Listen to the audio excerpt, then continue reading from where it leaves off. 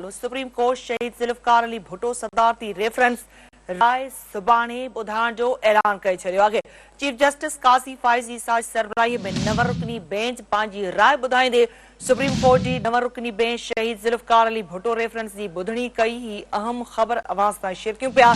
Supreme court शहीद Zulfikar Ali Bhutto सदारती reference जी राय सुभाणे ॿुधाइण जो ऐलान करे छॾियो आहे।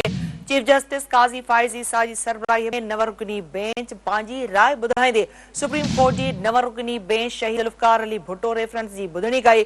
सुप्रीम कोर्ट शहीद ज़ुल्फ़िकार अली भुट्टो सदारती रेफरेंस जी राय सुभाणे ॿुधाइण जो ऐलान कयो आहे। चीफ जस्टिस काज़ी फ़ाइज़ ईसा जी सरबराही में 9 रुकनी बेंच पंहिंजी राय ॿुधाईंदे सुप्रीम कोर्ट जी 9 रुकनी बेंच शहीद ज़ुल्फ़िकार अली भुट्टो रेफरेंस जी ॿुधणी कई।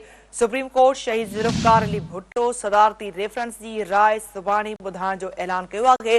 चीफ जस्टिस काज़ी फ़ाइज़ ईसा जी सरबराही में 9 रुकनी बेंच पंहिंजी राय ॿुधाईंदे सुप्रीम कोर्ट जी 9 रुकनी बेंच शहीद ज़ुल्फ़िकार अली भुट्टो रेफरेंस जी ॿुधणी कई। इंतहाई अहम ख़बर आवाज़ सां शेयर कयूं पिया।